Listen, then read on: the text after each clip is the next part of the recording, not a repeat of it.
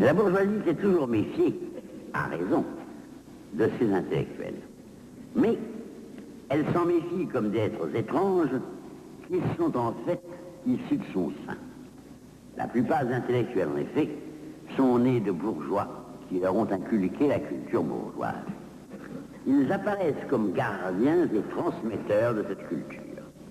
De fait, un certain nombre de techniciens du savoir pratique se sont tôt ou tard fait leur chien de garde, comme a dit Nizan. Les autres ayant été sélectionnés demeurent élitistes même quand ils professent des idées révolutionnaires. Ceux-là, on les laisse contester. Ils parlent un langage bourgeois.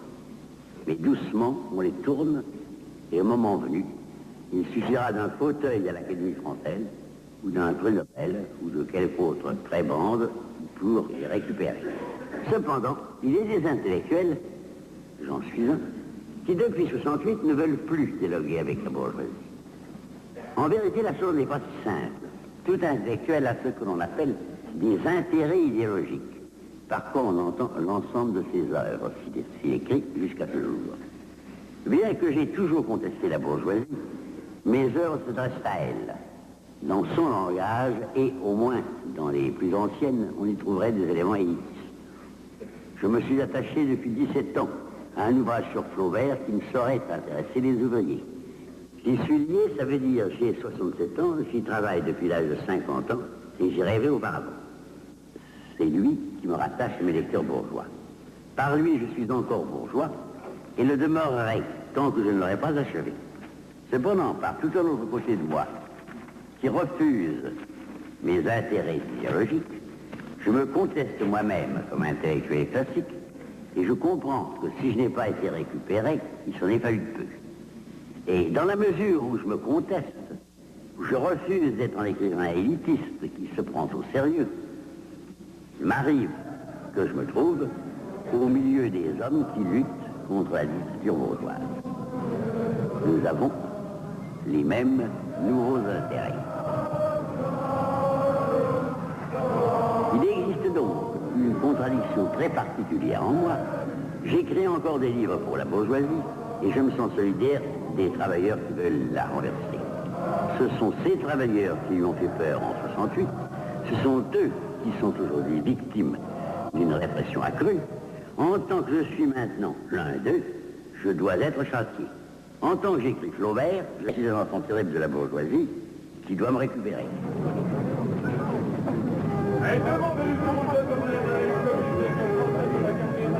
Il s'agit donc de communiquer dans les sphères gouvernementales la contradiction profonde qui est en moi et qui vient tout simplement de la situation actuelle.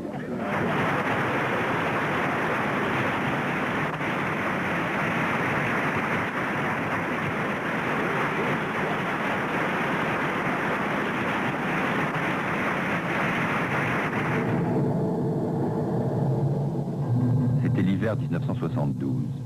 Le président de la République s'appelait Pompidou. Il avait décidé, comme autrefois Napoléon III, de marquer son temps en changeant le visage de la capitale. Symbole du régime, la tour Maine-Montparnasse était en construction. Le lendemain du jour où Sartre, à Bruxelles, s'adressait à un public de magistrats et d'avocats venus regarder une vedette inculpée en France, un jeune ouvrier maoïste, Pierre Auvernay, était assassiné aux portes des usines Renault par un garde armé. C'était l'époque où les Mao français tentaient de restituer à la lutte de classe son caractère fondamental de violence et d'illégalité. Sartre soutenait leurs actions dans la mesure de ses moyens, tout en continuant à écrire une erreur d'intellectuel. Une vedette qui se montre, ça peut intéresser les producteurs de cinéma. Un intellectuel qui s'explique, beaucoup moins. Sartre n'est pas un bon produit, décrétèrent cette année-là les gens qui décident de ce que le public souhaite voir. En tout cas, j'ai dit ce que je croyais, c'est-à-dire... Il a fallu 4 ans pour que ce film puisse enfin voir le jour. En compagnie de Simone de Beauvoir et d'amis, André Gorz, Mon père suppose comment ma vocation a été... Jacques Laurent Bosse, d'une certaine manière à la fois de lutter contre les Jean Pouillon, trompeurs, du bonheur étant le fadeur. Et j'ai lutté par des comédies et clair. Michel Contat et, derrière la caméra, Alexandra Struck, Sartre parle de lui-même.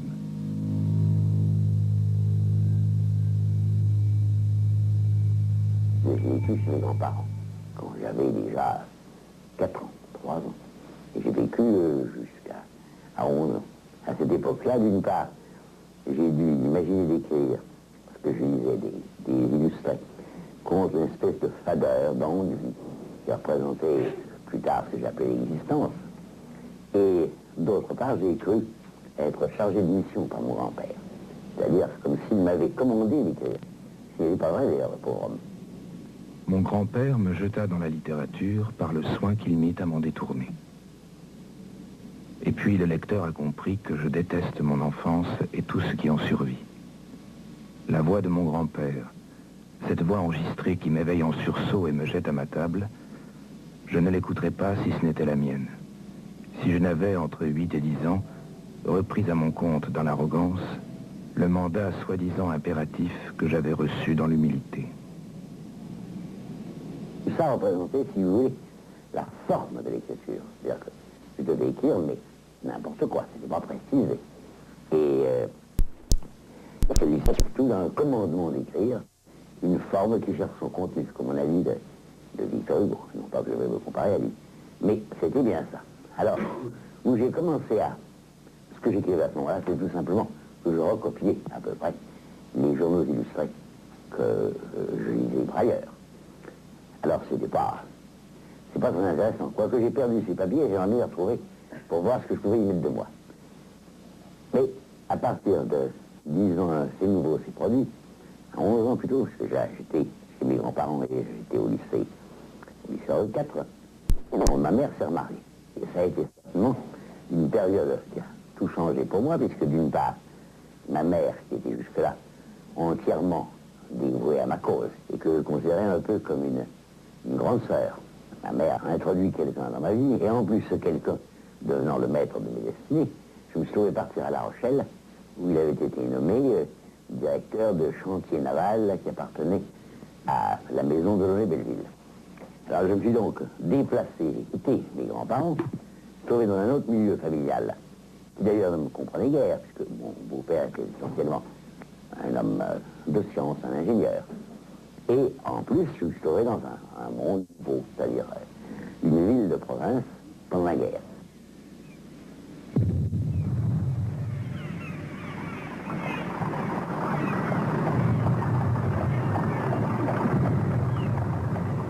En ce qui concerne ma vie avec mon beau-père, c'était un homme fort bien, il était parfait.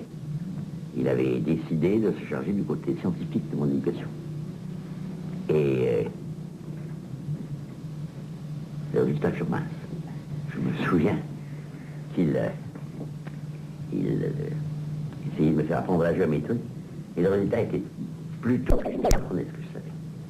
Enfin, il le faisait le soir, après dîner. Alors ma mère qui avait été très longtemps, comme vous le savez, ma meilleure amie, en France, était gênée d'été. Très entre deux, je me rappelle qu'une fois, c'était la dernière gifle que j'ai reçue de ma vie, et mon beau-père m'avait posé un problème, et puis j'avais répondu comment, je ne sais pas. Et elle est partie furieuse de la cuisine. Alors, mon beau-père et moi, on s'est expliqué. Et là, est venu tout à fait normal de me raconter, de me parler de cette géométrie. Et à ce moment, ma mère, qui méditait sa colère à la cuisine, est revenue et m'a donné des gifles. Ce qui avait créé mon beau-père, et moi-même, je suis parti dignement. Je me rappelle cette histoire pour montrer comment c'était des rapports compliqués, familiaux, c'est-à-dire. Alors, mon beau-père, évidemment, à cette époque-là, je le considérais mal. Comme un intrus. Je crois qu'une des choses importantes pour moi, ce mariage, qui en fait était fait par ma mère avec les meilleures intentions du monde, elle ne pouvait plus rester à la charge de mon grand-père il devenait trop vieux, ça a été de me faire une rupture intérieure avec ma mère, si vous voulez. Comme si je n'avais pas voulu avoir de chagrin et j'avais jugé mieux de faire la rupture. Alors j'ai conservé de l'affection pour ma mère toute ma vie, mais ça n'était plus la même. Ça s'est fait comme ça. Je n'ai pas du tout considéré, alors, dans le, ce qu'on pourrait appeler le conscient, si vous voulez, il n'y a jamais eu d'ennui direct par rapport aux relations que ma mère avait avec mon beau-père.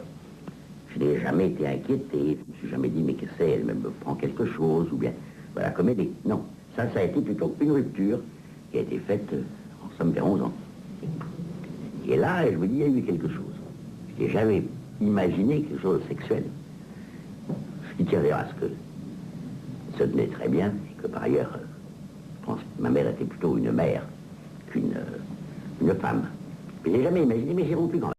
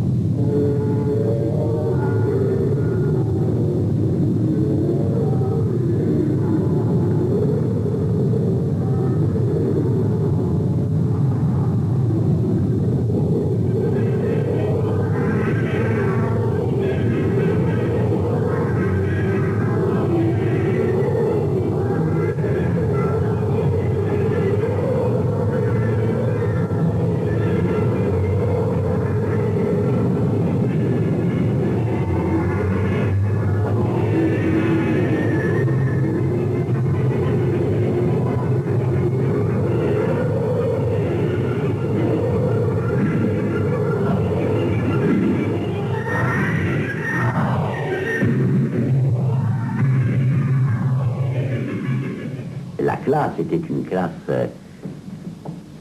assez violente, assez. Ça venait à la fois de ce que l'atmosphère du port de La Rochelle même entraîne les enfants qui peuvent fréquenter les matelots, les marins, etc. À plus de force, plus de violence que d'ordinaire. J'ai retrouvé un peu la même chose au Havre plus tard, là j'étais professeur. Et puis, de ce que j'ai fait la guerre. Or, la guerre, j'avais vécu douillettement chez mon grand-père, et là, je faisais la connaissance, parce que ces gosses qui avaient à ce moment-là 13 à 15 ans, étaient vraiment tous conditionnés par cette guerre. Non pas qu'ils puissent être soldats, mais au contraire, ils avaient intériorisé la violence extérieure, et c'est en tant que petite frappe, petit voyou, ils étaient comme ça. Mais certainement, ça venait de là.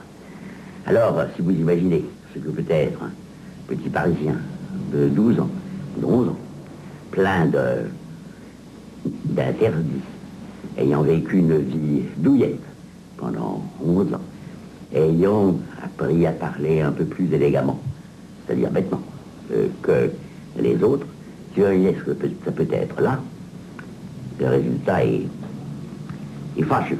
Surtout que d'ailleurs, au début, croyant me faire bien voir, ils parlaient tous d'une femme qu'ils auraient eue, ou jeune fille qu'ils auraient eue, et avec qui ils commettaient les pires orgies. Alors, j'ai cru devoir m'en inventer une. Et j'ai dit au lycée à des camarades qu'effectivement, à Paris, il y avait une fille qui avait 11 ans, avec qui j'allais à l'hôtel. C'est surtout ça qui pouvait paraître surprenant, c'est-à-dire que je la rejoignais l'après-midi, puis nous cherchions un hôtel, nous faisions ce que eux prétendaient faire avec leur fille. Et j'ai même fait écrire par une jeune femme qui était qui avait la fonction de bonne chez ma mère, une lettre adressée à moi, sur laquelle il y avait mon cher Jean-Paul, je ne sais pas quoi, qui a été lu par quelques-uns, mais j'ai dit en même temps, parce que ceux de mes camarades qui étaient plus proches de moi avaient évidemment deviné la supercherie. Alors, j'ai avoué. 2 ou 3, ça a fait le tour de la classe. Et à partir de ce moment-là, je suis devenu vraiment le parisien. C'est-à-dire le type qui invente des mensonges, qui a des manières de parler ridicules, et même des sentiments ridicules. J'ai été assez solitaire à ce moment-là. Je me vois encore tournant dans le mail, ça s'appelait. C'était une sorte de jardin, et en même temps, ça donnait sur la plage. Autour de celui de mes camarades, qui étaient du lycée, et même de ma classe, attendant qu'on veuille bien m'appeler pour entrer dans ce groupe. Il m'appelait à la fin, mais enfin, je pense qu'il faisait plaisir de ne pas appeler tout de suite. Donc, ça, c'est une chose certaine. J'ai appris la solitude et en même temps la violence. Et cette violence, qui a été sur moi, enfin, beaucoup de camarades m'ont tapé, puis je rendais. Cette violence, je l'ai intériorisée. C'est-à-dire que j'ai essayé de me sentir violent moi-même. J'ai intériorisé sur bien des points. Et par exemple, mes meilleurs camarades aimaient les gâteaux. Et j'ai commencé à voler dans le sac de ma mère pour avoir de l'argent pour leur offrir. Le but de ce vol était évidemment de plaire à 2 ou 3 des camarades que je trouvais mieux que les autres. C'est en 3e que cette aventure est arrivée. Elle a eu comme conséquence de me brouiller avec mon grand-père. Parce que mon grand-père, je comptais sur lui. J'ai été puni donc, et très mal considéré par mon beau-père qui était la vertu même. Et je comptais sur mon grand-père qui allait venir à La Rochelle pour un allié. Or, mon grand-père, mis au courant des choses, et je l'étais également, considérait que c'était une affaire très grave, et je me souviens que sur la pharmacie, il a laissé tomber une pièce de 10 sous par terre. Je me suis, comme un garçon bien élevé, précipité pour la ramasser. Il m'a écarté, il n'avait plus le droit de toucher à l'argent. Et alors, il l'a ramassé lui-même en faisant craquer ses jambes. C'est un craqué, l'athlétisme, si. Alors, un vieillard de 80 ans, ou presque, qui préfère se baisser pour ramasser une pièce de 10 sous, c'est Dieu le Père, se baissant pour ramasser une pièce de 10 sous, pour écarter, l'exclure. Ça m'a fait un effet considérable, et là, ça c'était une seconde rupture, c'était la rupture avec mon grand-père.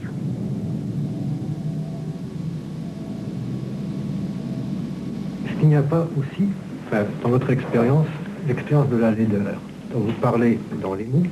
Vous avez dit que ça a été intervenu vers l'âge de 11 ans, Oui. comme un acide rongeur, en même temps que la violence. C'est parti. Je dirais même que ça a été très net et adapté. Parce que vous savez, je n'avais pas découvert cela pendant toute mon enfance, parce que c'était un jeu, je pense, de mon grand-père. Je m'attribuais des fiancés. J'avais 8 ans, alors la petite fille qui jouait avec moi, on l'a déclarée ma fiancée. Alors, nous voyons, nous voyons. Et alors, j'avais donc des fiancés dans toutes les villes où nous allions, en particulier à Arcachon. Tandis que là, c'était une coupure brusque. Tout d'un coup, je m'étais bien rendu compte qu'il y avait quelque chose quand on m'avait coupé les cheveux, et qu'il était devenu assez vilain. Mais, quand même, ça ne s'était pas formulé. Ça s'est formulé vraiment à ce moment-là. Alors, il faut voir que ça fait partie, certainement, du sort, de la brutalité, la malheur, de la brutalité du sort. Parce que, pourquoi m'avait-on fait les... C'est là qu'on voit la contingence et la brutalité en même temps. C'est comme ça. Mais ça n'a jamais été un thème dominant. Je veux dire, je ne me suis jamais désolé de ma laideur. Je pensais que c'était comme ça. Et alors, effectivement, par la suite, beaucoup de gens me l'ont répété, en général avec de très bonnes intentions. Mais ça ne m'a pas blessé. Ce thème de la laideur renvoie assez bien à ce qu'il y a dans la nausée comme dans les traînants, à savoir la relation au corps comme à la contingence, comme à une chose désacralisée. Avec là, des rapports brutaux. Absolument. Mais j'avais déjà écrit, mais ça ne sera jamais terminé. Un livre qui s'appelait La Reine Albemarle ou le dernier touriste, où je parlais du rapport des gens avec leur corps. Qu'est-ce que c'était que d'être beau? Et puis, ce que c'était que d'être laid. Ah, je ne sais plus où c'est. Ça a disparu. Et en effet, par la suite, j'ai connu les gens, des filles, par exemple, qui se pensaient belles, avec un peu de raison de non. Et quelle aliénation ça représente. Quelle sacralisation et quelle aliénation. En vérité, il n'est pas nécessaire, je ne souhaite pas aux gens d'être laids, mais il faudrait être quelconque. Une fille fraîche, ou par exemple des garçons bien bâtis et solides, mais sans rien de plus. Alors là, ça va. Mais quelqu'un qui se croit beau, eh bien, ça commande une attitude d'aliénation au corps, de sacralisation. Et puis un besoin d'être reconnu par les autres, puisque la beauté, c'est les autres qui nous le donnent.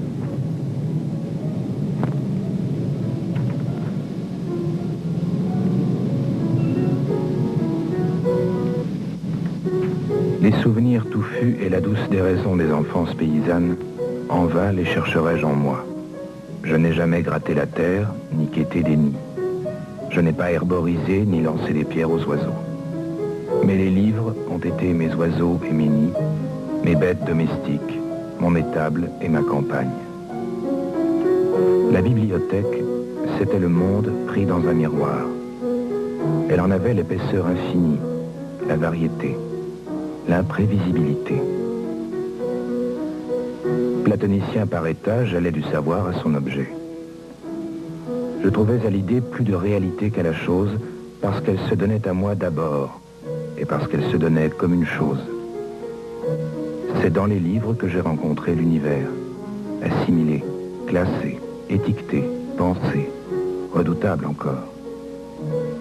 Et j'ai confondu le désordre de mes expériences livresques avec le cours hasardeux des événements réels.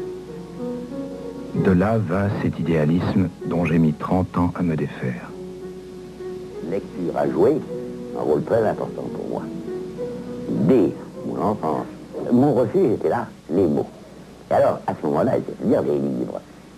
Si vous voulez, ma vie au lycée de La Rochelle, ça constituait d'une part la violence et l'isolement, et d'autre part, certains jours, le jeudi par exemple, le dimanche, alors une journée entièrement consacrée aux livres. Et, par exemple, à Ponson littéraire, comme je vous l'ai dit. Bon, alors, il est évident qu'à ce moment-là, ça présentait quelque chose comme le centre du réel. Le reste apparaissait un petit peu comme des phénomènes, des fantasmes, mettons. Je ne donnais pas une très grande réalité puisque c'était un monde dans lequel j'étais malheureux. Alors là, certainement, il y a eu cette base idéaliste qui est venue certainement de ce que j'ai cru apprendre le réel par les mots. Et que j'ai cru pendant, 30 ans à peu près. Qu'un livre vous donnait une sorte de vérité difficile à saisir, mais métaphysique, vous livrez des secrets sur les choses. Je me rappelle par exemple quand j'ai lu Dostoïevski vers 17 ans. Je pensais qu'il m'apportait un secret. Je ne sais pas trop lequel, mais il y avait quelque chose là-dedans qui était plus que le savoir scientifique ou le savoir vulgaire, c'était quelque chose un peu mystérieux. Alors ça, c'est resté longtemps, puis j'ai fini par comprendre. La littérature n'était qu'une activité humaine comme une autre, et que par conséquent, elle ne livre aucun secret. Elle se borne à brasser les idées de l'époque qu'on a sur l'homme ou sur le monde. Mais il m'a fallu extrêmement longtemps. Et au moment où je vous parle, c'est-à-dire à partir de vers 15 ans, par la suite, après à ça, j'étais en train de contracter ce que j'ai appelé plus tard ma névrose, c'est-à-dire l'idée que, puisque le réel m'était donné par les livres, je toucherais le réel et je donnerais une vérité plus profonde sur le monde si j'écrivais moi-même des livres. L'idée était la découverte, la chose qu'on... Et ça, certainement, ça a été dû à tout ce que je vous ai dit là. Et puis en même temps, vous avez des rêves de gloire, parce que vous avez très tôt l'envie d'être un grand écrivain. Mais vous dites une chose qui me paraît importante, c'est que ces rêves de gloire, ce sont des fantasmes de mort. C'est-à-dire que vous vivez votre vie comme si vous étiez déjà posthume. Absolument. J'ajoute d'ailleurs, si vous ajoutez, c'est que c'était des rêves de gloire et des fantasmes de mort qui se trouvaient dans des œuvres antérieures de gens que je lisais. Je veux dire que quand vous décidez d'écrire à un moment quelconque, vous avez un contact avec la littérature, et vous décidez d'écrire, en fait, vous prenez l'idéologie littéraire, c'est-à-dire que vous vous trouvez commandé par un certain nombre d'impératifs qui naissent à l'époque de cette littérature passée.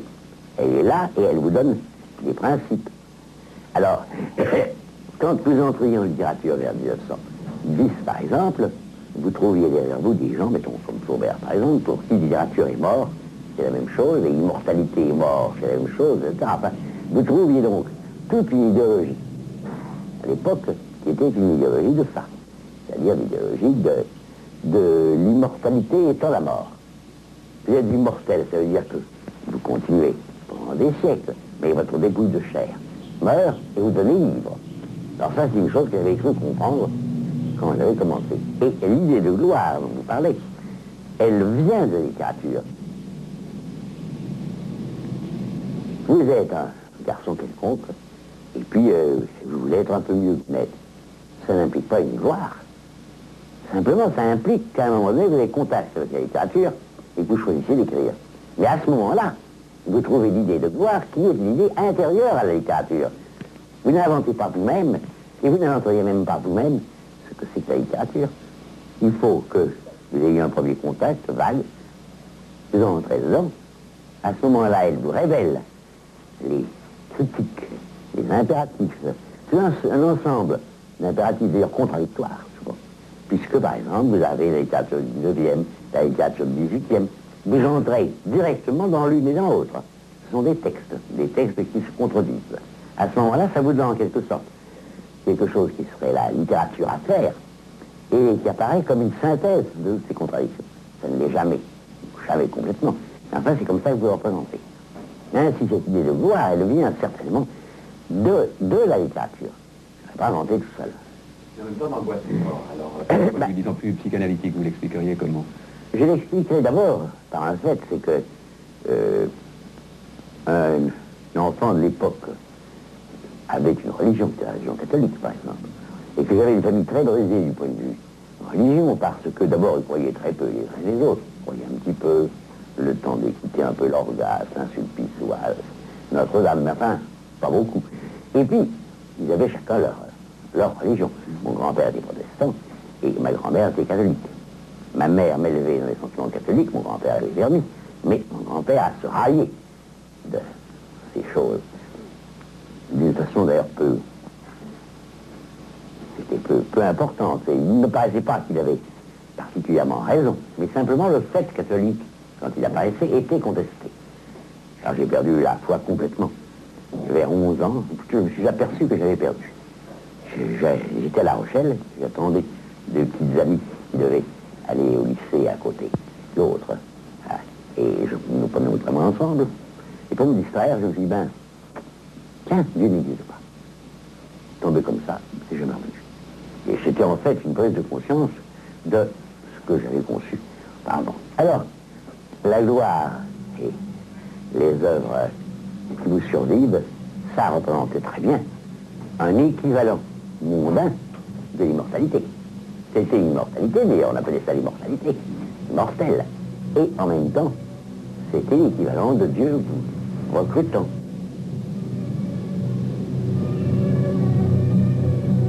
Je pense que j'avais une religiosité latente, qui est une chose qui est fréquente chez les enfants. C'était fréquente à cette époque-là. Et j'ai besoin de justifier simplement.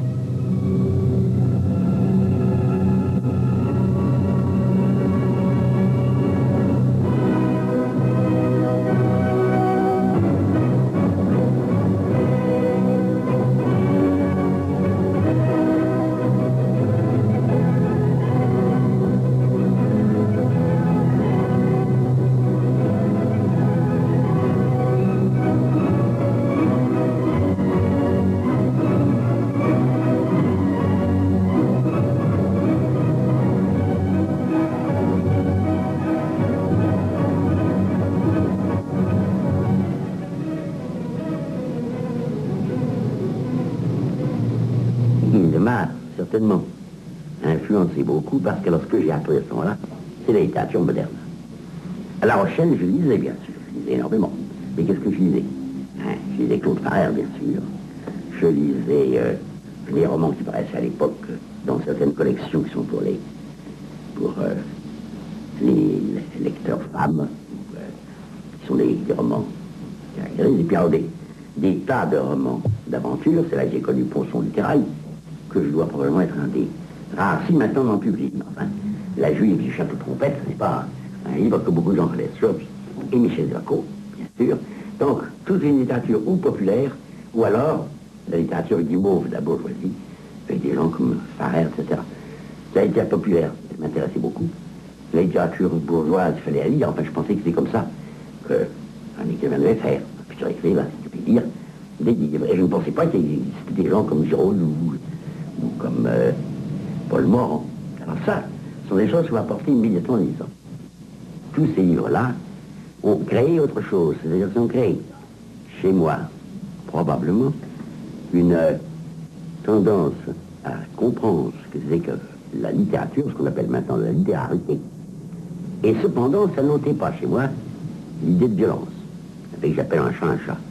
Je crois que c'est un peu ces deux rencontres, bref, mon côté frustre, barbare et violent de province, et puis cette littérature extrêmement cultivée, qui est Giraudoux par exemple, qui a eu donc de l'influence à cause de Nizan sur moi, ce sont ces deux caractères qui se sont liés.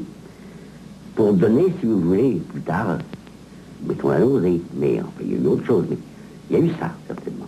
Mais pourquoi est-ce que la littérature moderne, donc qui a influencé tant Nizan, ne l'a pas influencé vous et que vous avez suivi la ligne classique et toutes les premières choses que j'avais lues de vous, c'était sur un plan tout à fait mythique, avec un style très conventionnellement classique et avec des histoires qui n'avaient rien à voir précisément ni avec la violence, avec ce monde-ci. Je pense que là est venue toute la culture classique de la Cagne et puis des premières années d'école normale.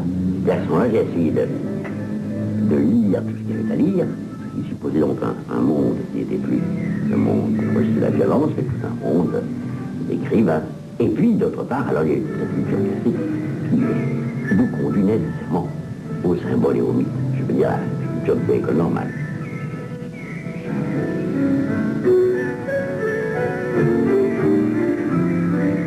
C'est une très mauvaise culture.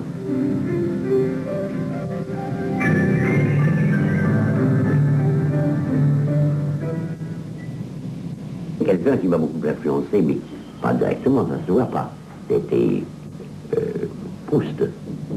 Proust, nous le lisions en première, enfin, il y avait Nizan encore, et puis d'autres, le frère d'un peintre. Nous lisions Proust et nous parlions des personnages comme des personnages vivants qui existaient.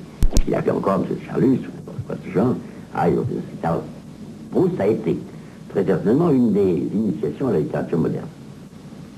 Gide, je n'ai jamais beaucoup rêvé, mais Valéry aussi a eu de l'influence beaucoup. Or, Valéry parle aussi par Saint-Paul. Ça, il est certain que Palinos et l'âme et la danse, ça a eu une influence. Il y a eu surtout une idée, l'idée de ce qu'il ramasse sur la plage, le galet, et qui a été travaillé. Est-ce par un homme ou est-ce par des vagues? À mon avis, c'est là que c'est pas là que j'ai prédit la contingence, mais en tout cas, ça m'a confirmé qu'un écrivain avait en somme posé problème. En fait, pour Valéry, ça veut dire autre chose, mais moi, je le prenais comme ça. Dire la contingence, pour en venir là, c'était au fond votre expérience première. Ben, oui. Et non pas... C'est pas l'expérience de la violence. C'est pas venu de la littérature. Non. Et ça a fait un truc Mais de... la violence est venue sur vous d'une façon contingente. La contingence, la première fois que j'en parlais, c'était dans un carnet que j'avais ramassé dans un métro. En fait, c'était un carnet vierge, mais il y avait dessus suppositoire midi. C'est-à-dire un carnet distribué aux médecins. Alors, il était fait comme un registre avec A, B, C, D, etc. Et c'est peut-être ça qui m'a donné de faire de l'autodidacte, un des personnages de la nausée, un homme qui s'instruit alphabétiquement. Je mettais des pensées par ordre alphabétique. Pour une simple raison, c'est qu'il y avait l'ordre alphabétique dans ce registre. Alors si j'avais une pensée sur l'amour, je la mettais à la lettre A. Et si j'avais une pensée sur la guerre, je la mettais à la lettre G. Ainsi, j'ai eu comme ça une idée.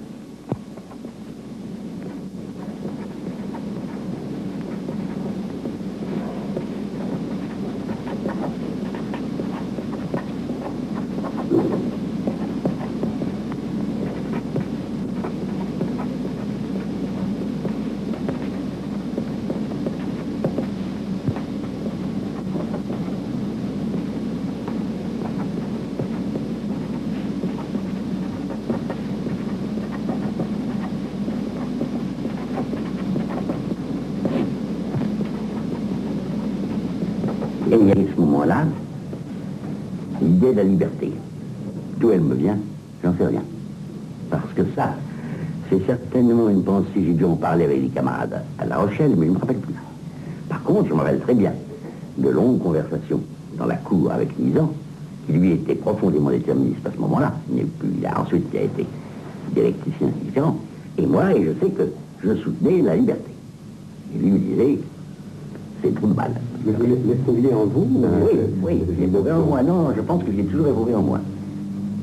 Mais vous ne vous rappelez pas à quel moment, disons, vous vous êtes... À quel moment ça a eu ce nom-là, je n'en sais rien. Peut-être faut-il quand même que j'ai été en classe de philo. Dans ce cas-là, ce serait apparu. Mais certainement, je le sentais avant. Liberté et responsabilité, certainement. Et c'est peut-être venu du fait que j'étais solitaire à La Rochelle, c'est-à-dire repoussé et voulant m'intégrer. Il vient alors, à ce moment-là, si vous voulez, de l'opposition entre mon enfance, où je voulais être un écrivain, et puis de l'adolescence, où j'ai connu la contingence, la violence, des choses comme elles sont. Et vraisemblable que ça a compté, ça. Je pense aussi, tout simplement, et ça je l'ai expliqué ailleurs, qu'on se sent libre quand on a eu aucun conflit de famille dans l'enfance, comme si on n'avait pas, qu'on a été aimé par sa mère. Et, somme toute, on s'est créé un certain monde dans lequel on devient indispensable. C'est-à-dire que la famille vous traite de telle manière que vous croyez indispensable à elle, de sorte que vous vous sentez le code généreux qui la comble, etc. Et le fait de liberté et générosité, j'ai confondu ça assez longtemps. Vous avez fait l'expérience, vous aviez un sentiment peut-être mal défini de la liberté, quand vous avez eu contact avec la violence. Tout à fait. Ce qui fait que ça a été très très différent de quelqu'un qui aurait expérimenté la violence. D'abord. Mais vos violences à l'école normale, par exemple. Ah bah oui, alors à l'école normale, on est devenus ceux qui exerçaient la violence. Alors ça donc, ça a continué. Et c'est très important, je crois, pour moi, si on veut me connaître, de penser à cette ligne de violence que l'on retrouve aujourd'hui dans ce que j'appelle l'illégalité. Et ça mène, évidemment, ça me devait m'amener à penser dans quelle mesure la violence peut être ou génératrice de morale, ou conforme à une morale, ou conforme à une politique. Mais, si vous voulez, le juste usage de la violence devenait une notion qui se posait à moi parce qu'il y avait eu intériorisation d'une violence que j'avais subie et puis que j'avais ensuite fait subir. Cette action, nous la menons aujourd'hui dans la rue, coup à coup, étudiants, travailleurs, nous sommes sûrs de vaincre.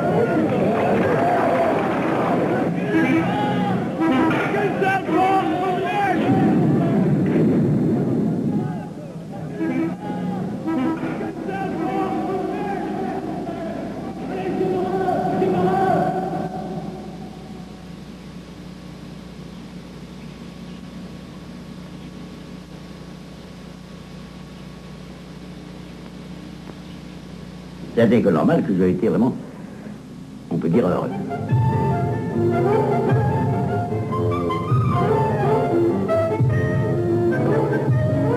Il y avait toujours ensemble Maheu, Nizan et